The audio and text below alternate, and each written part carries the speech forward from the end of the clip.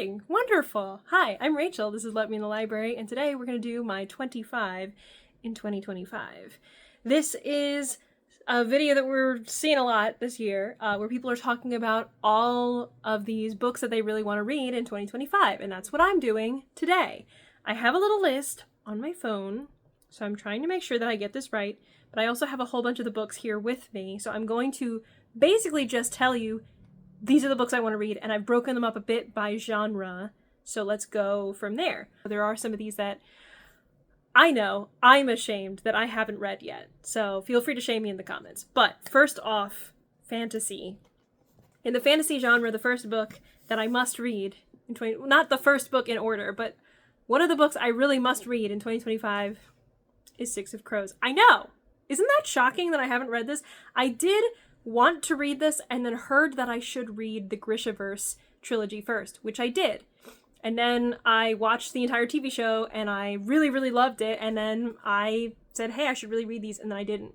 So here we are today, but I really want to read these. Of course, Six of Crows is a duology following these 6 people in a fantasy world who have to pull off an incredible heist.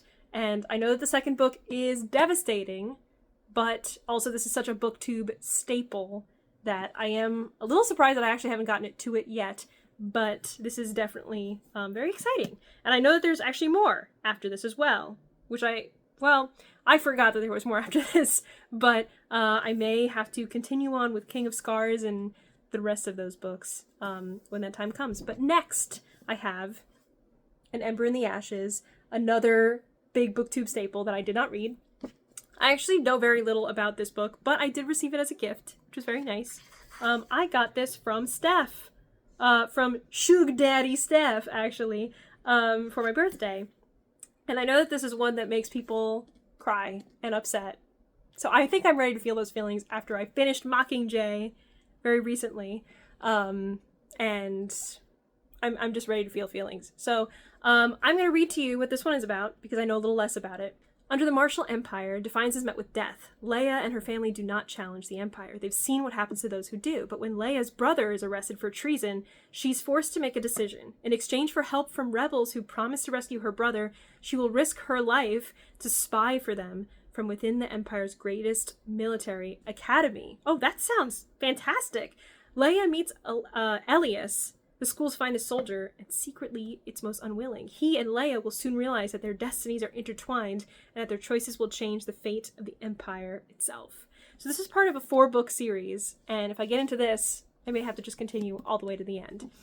Next up on our list, Strange the Dreamer. Yes, once again, these are all just big ones that I should have read already by now, but this one I know generally just because I have a lot of friends who love this book and this duology, but do I know anything about it?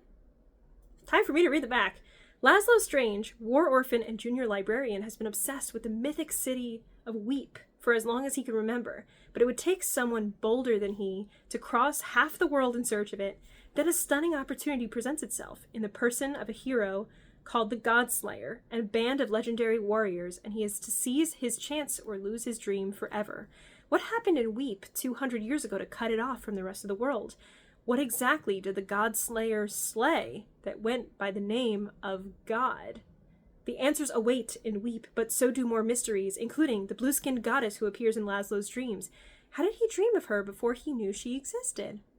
In this sweeping and breathtaking novel by National Book Award finalist Laini Taylor, the shadow of the past is as real as the ghosts who haunt the citadel of murdered gods, fall into a mythical world of dread and wonder, moths and nightmares, love and carnage. Welcome to Weep. Next on my list is Raybearer by Jordan Ifueko. This one has been compared to other such books that include, like, competitions and challenges, which is one of the big reasons I'm very interested in it. And this was very big on BookTube the year that I joined back in 2020. This is about Terese, who has always longed for the warmth of a family, raised in isolation by her mysterious, cunning, and often absent mother, only known as the Lady. When Terese comes of age, the Lady sends her to the capital of the global empire of Aritsar to be chosen as one of the crown prince's to be chosen as one of the Crown Prince's Council of 11. If she's picked, she'll be joined with the other council members through the Ray, a bond deeper than blood. But the lady has other ideas, including a magical wish that Tarasay is compelled to obey. Kill the Crown Prince once she gains his trust.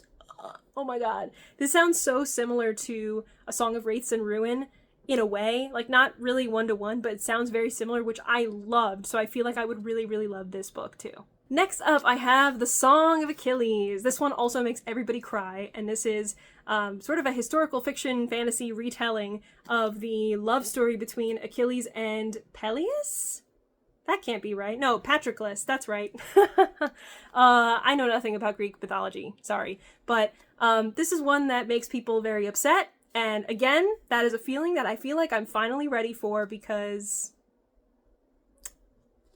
I don't know. I guess I'm ready to just be destroyed, I guess. I don't know. Next up, we have the Sword of Kaigen. Oh my god, yes! A very big thickie. So this has been compared as, in vibe, to something similar to the Poppy War and Avatar: The Last Airbender. So if you combined the two, maybe you would get something that has a similar vibe to the Sword of Kaigen.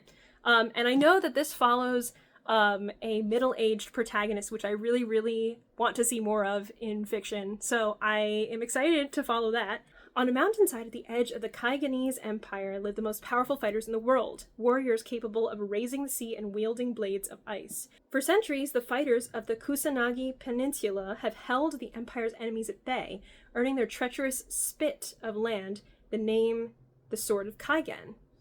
Born into Kusanagi's legendary Matsuda family, 14-year-old Mamoru has always known his purpose, to master his family's fighting techniques and to defend his homeland. But when an outsider arrives and pulls back the curtain on Kaigen's alleged age of peace, Mamoru realizes that he might not have much time before he has to become the fighter he was bred to be.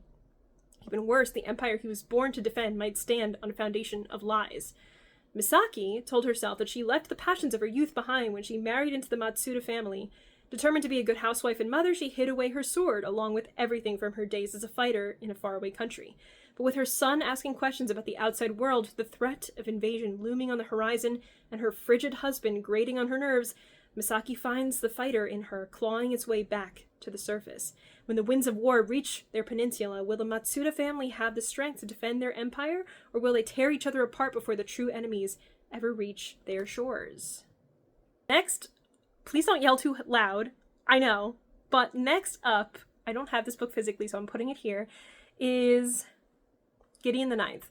I know that this is about necromantic lesbians in space, which I think is probably all you really need to know, but I am going to read what it's about. The Emperor needs necromancers. The ninth necromancer needs a swordswoman.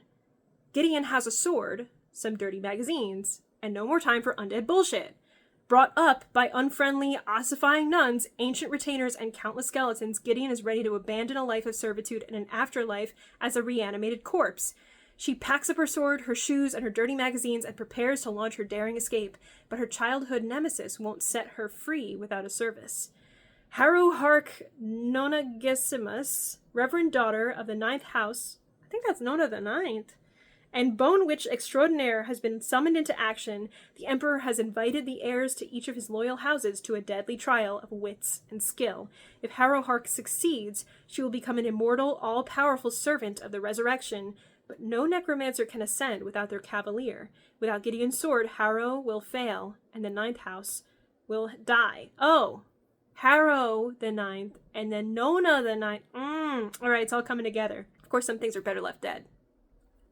So exciting! I really want to read that so badly. Next up, I have the Goblin Emperor. I have wanted to read this one for quite a while and then kept hearing such amazing things about how this is such a fantastic fantasy story. This was written several years ago, but still stands the test of time. This is about a half-goblin who is the youngest son of the emperor, who has lived his entire life in exile, far from the imperial court and the intrigue that surrounds it. But then, his father and three half-brothers, who are the heirs to the throne ahead of him, die together in an airship crash. Maya is summoned to take his father's throne. There's a lot of political intrigue in this one. For Maya, life in the capital is a bewildering and exhausting daily test of his mettle, and before long he discovers his father and half-brother's deaths were no accident.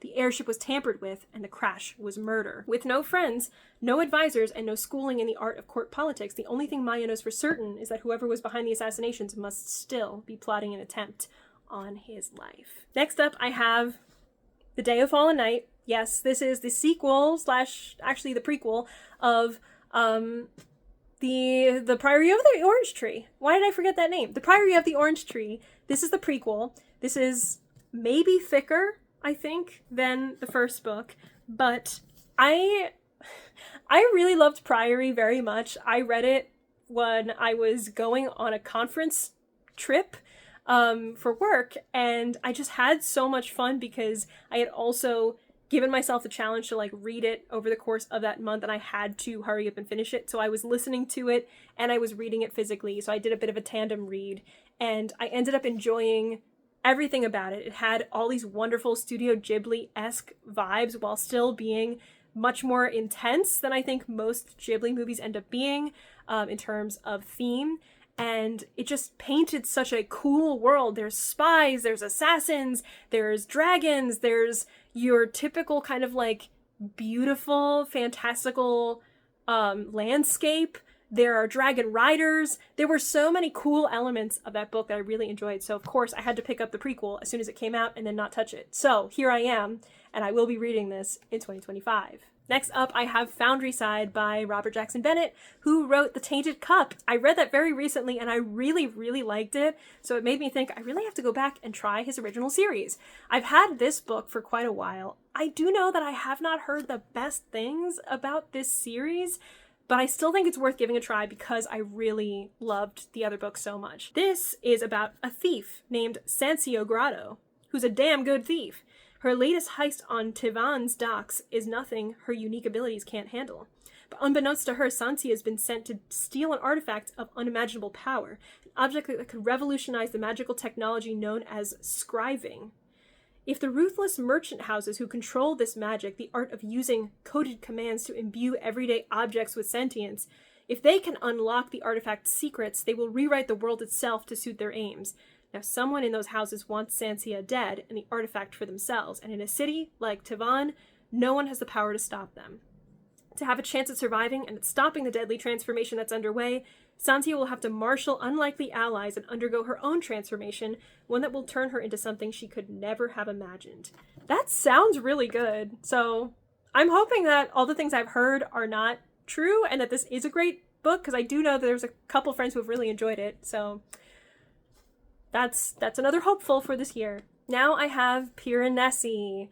Yes, this is one that I won't be reading the back of, actually, because I've heard that could spoil it, and I want to know absolutely nothing going into this. All I do really know is this is very labyrinthian, and there's somebody who is stuck inside of maybe a ship or a vessel of some kind, and they need to get their way out, and it's very odd because it's kind of like a prison of the mind, but it's also a strange actual prison and puzzles, and they need to solve their way out. And that sounds perfectly up my alley, and it's been recommended personally to me. So I feel like I would really, really love this, and I'm definitely going to read it this year.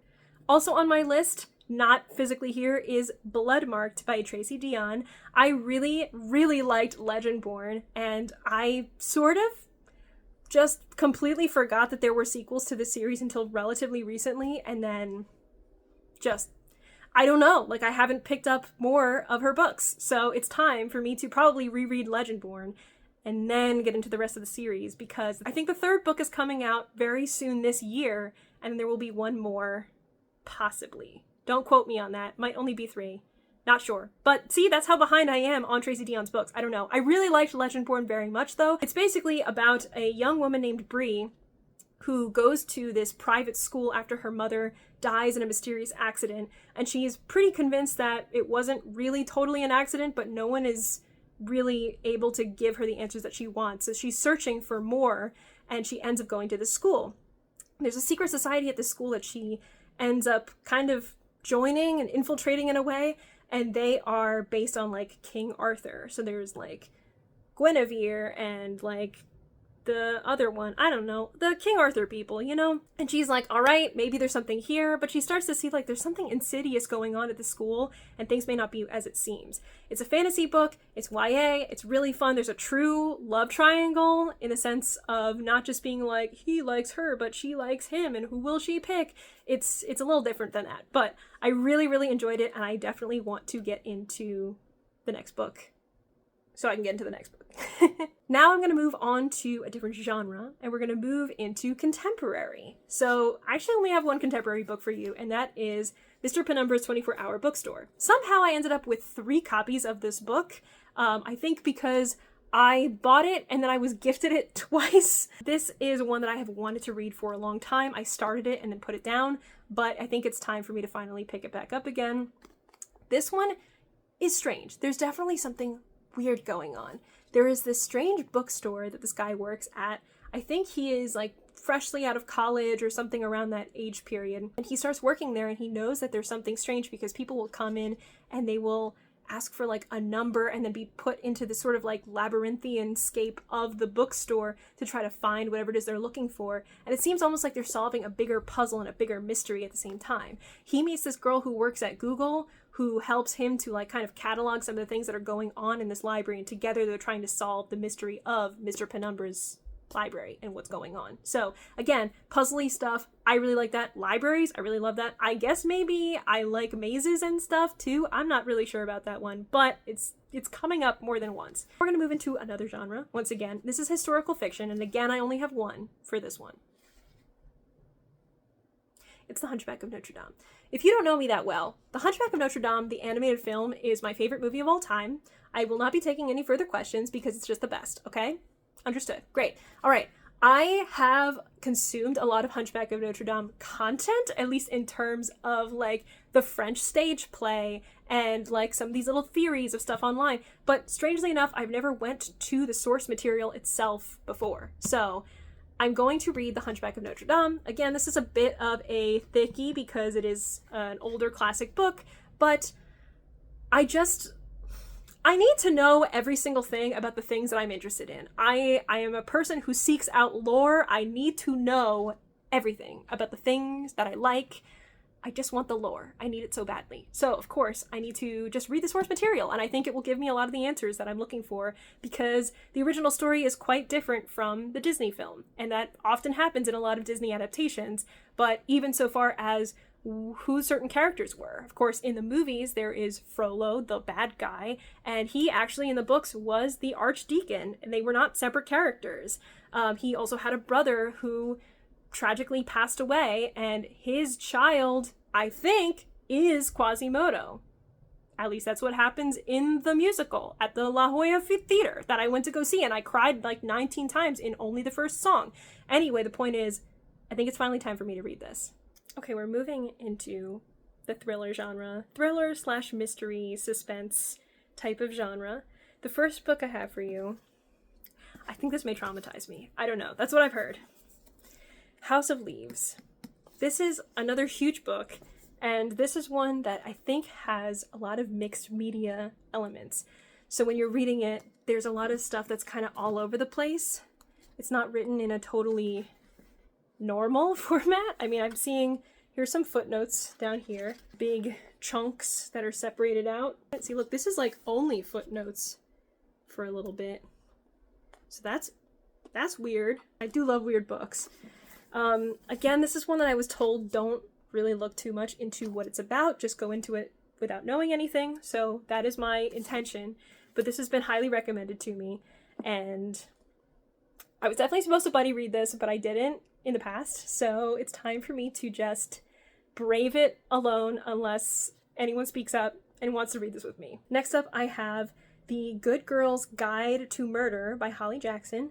I know that this is actually being adapted now, so I waited a little while to read it, and now I feel like it might be difficult to get my hands on, but this is supposed to follow a girl who decides to look into a cold case murder during her senior project. I don't exactly know how her teacher let that fly, because I think she's doing like the typical podcaster type of thing where she's like, I'm going to go and investigate things and just put myself into the middle of people's business, but somehow she is trying to solve the crime. I think this is part of maybe a 3 or 4 book series, and then things spin off into like the disappearance of Rachel Price and other such books by Holly Jackson. But this is the first book, and of course this is another one that has been very highly touted, and people really like it so much, so I would like to give it a try this year.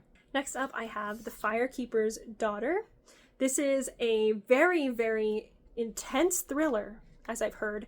I know that the cover gives off big like fantasy vibes, but I think it's actually just contemporary and thrillery. I suppose maybe this could have fit into the contemporary genre, so my bad for that.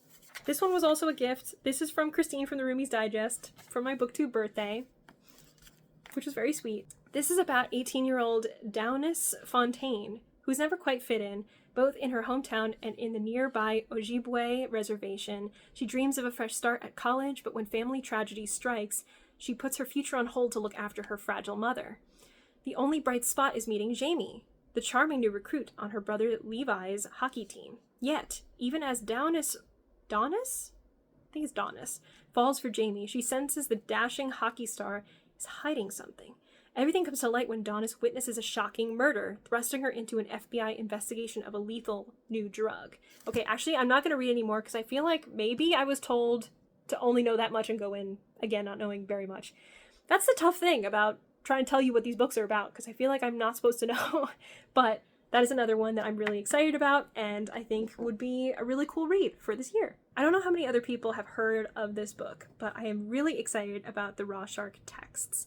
I found this at my local library years ago, and then I found this copy in a bookstore and almost bowled people over to go get it for myself because I was so excited about it. This, once again, features a lot of mixed media, which is just something I really, really enjoy. I think it makes the reading so much more fun because there's cool elements on the page, but this one is very odd because it's metafiction in that way of it kind of being like you are a part of the narrative as you're reading the book. Let me read this to you and you tell me what you think.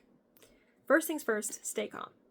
If you're reading this, I'm not around anymore. Take the phone and speed dial 1. Tell the woman who answers that you are Eric Sanderson. The woman is Dr. Randall. She'll understand what has happened and you'll be able to see her straight away. Take the car keys, drive the yellow Jeep to Dr. Randall's house. If you haven't found it yet, there's a map in the envelope. It isn't too far and it's not hard to find. Dr. Randall will be able to answer all your questions. It's very important that you go straight away. Do not pass go, do not explore, do not collect 200 pounds. The house keys are hanging from a nail on the banister at the bottom of the stairs. Don't forget them.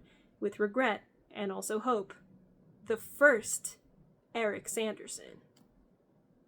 I mean, like, I don't know, is this a clone book? Is it just a, like, metafiction to himself type of thing? I don't know. And again, very, very odd. Okay, well now nothing's looking weird. Alright, okay, that was weird. Let's go back. Aha! There they are, the Raw Shark texts. I found them. Okay, so, again, I think this could be a really cool one. Here's, like, letters that he's writing maybe to himself. Again, I'm not really sure, but one that I've been so excited to read for so long. So, I'm really hopeful for this one for this year. The last book in this genre of mystery thriller is Murder in the Crooked House. And I know I have this book somewhere, but I cannot find it for the life of me. But it's I think actually the second book in a series in a way, but because it's a murder mystery, I don't think that it's actually that important to read it in chronological order, I'm hoping. But this is another one that, again, has mixed media, is very, very fun in that sense. And this one has like a locked room murder mystery element, which I really, really like. Case Closed has taught me well. The Crooked House sits on a snowbound cliff at the remote northern tip of Japan. A curious place to build a house, but even more curious is the house itself. A maze of sloping floors and strange staircases full of blood-curdling masks and uncanny dolls. When a guest is found murdered in seemingly impossible circumstances, the police are called, but they're unable to solve the puzzle, and more bizarre deaths follow. Enter Kiyoshi Mitarai, the renowned sleuth. Surely, if anyone can crack these cryptic murders, it's him. But you have all the clues too. Can you solve the mystery of the murders in the Crooked House first? I really like that idea of solving the crime along with the investigator and the detective.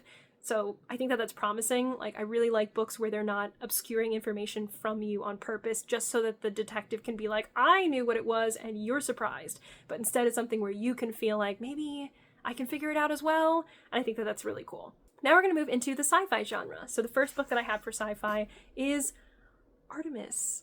This is another book that I actually have not heard great things about, but I really liked The Martian so much, and I really, really liked Project Hail Mary, and I just didn't read the book in between for some reason, so I am finally going to do that this year, and this one is actually about a heist on the moon.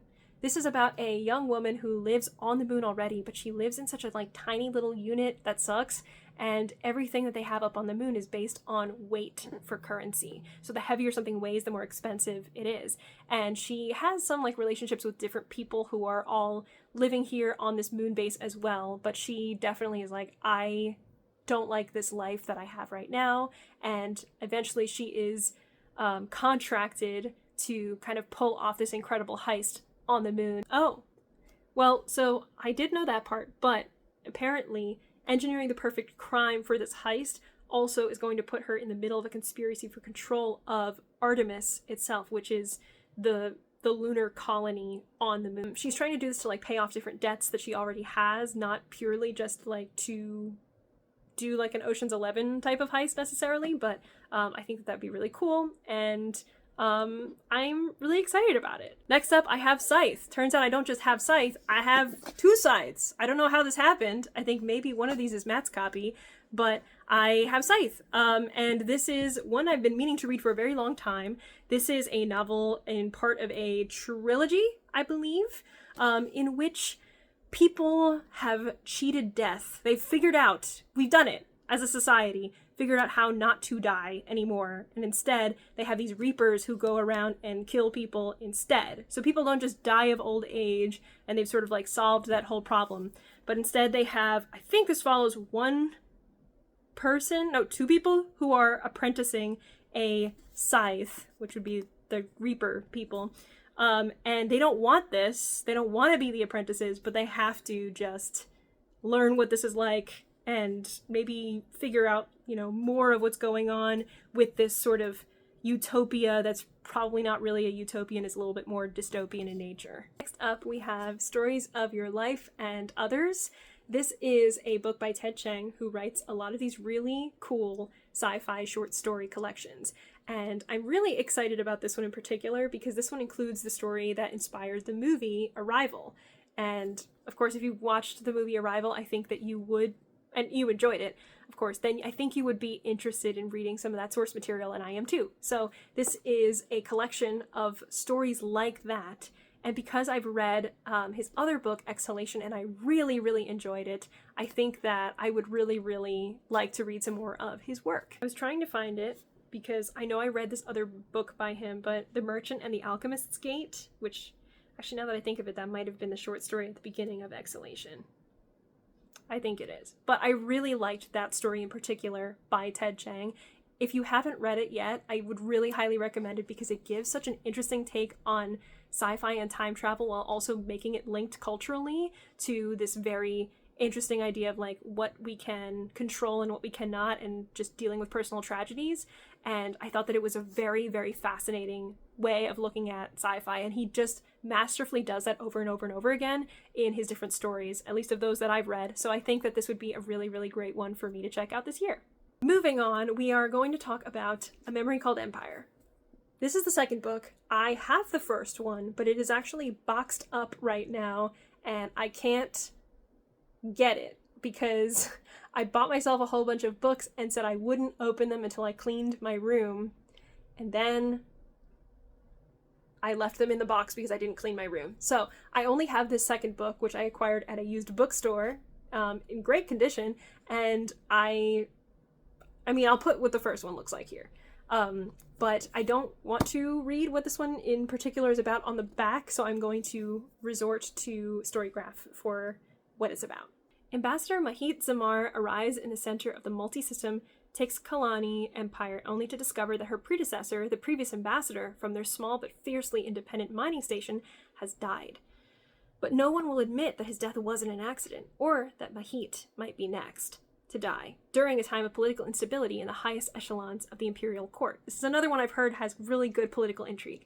Now Mahit must discover who is behind the murder, rescue herself, and save her station from Teixcalan's unceasing expansion, all while navigating an alien culture that is all too seductive, engaging in intrigues of her own, and hiding a deadly technological secret, one that might spell the end of her station and her way of life, or rescue it from annihilation.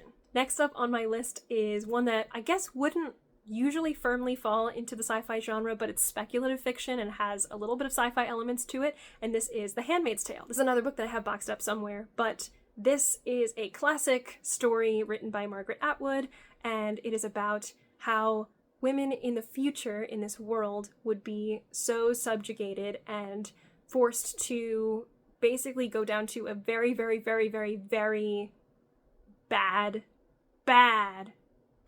version of tradwife culture. And this is from the perspective of one of these women who has been forced to, carry like a child and to do these things that she really does not want to do inside of this society where her body is not her own and she is not allowed to control her own actions outside of these very specific small sets of things that she is allowed to do. Things like sewing and knitting and things that are more seen to be traditionally feminine roles in a household, and beyond that, just feminine hobbies that just she is constrained to doing. I feel like of all books to read in a time like now, this is one that is a really important book to read, so I'm very much looking forward to picking this one up.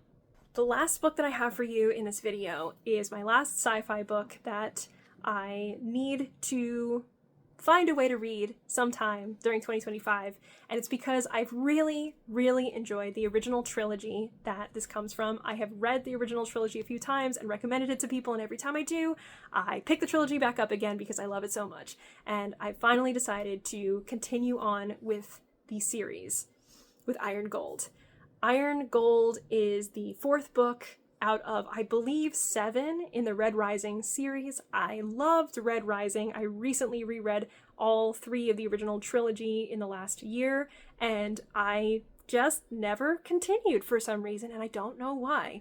But Iron Gold follows the characters of the original trilogy, but just a lot of time has passed. And this is something I actually only just recently learned on some sprints that we ran on a channel, because I thought that this covered completely different characters, and I was like, I don't know if I'm that interested in reading about them, but I did think of it as, well, I really, really liked Pierce Brown's writing in the original trilogy, so even if it wasn't about them, I still was planning to pick this up eventually, and I think this is the time I'm going to do that. So I'm very excited about this book, and I'm very excited about all of the other books that I've mentioned in this video already so far. If any of these catch your fancy and you would like to buddy read, give me a shout, because I'm always down for a buddy read, and I think it would be really fun to read these along with you. That is it for today's video. Thanks so much for watching. I'm Rachel, this is Let Me in the Library, and I'll see you next time. Bye!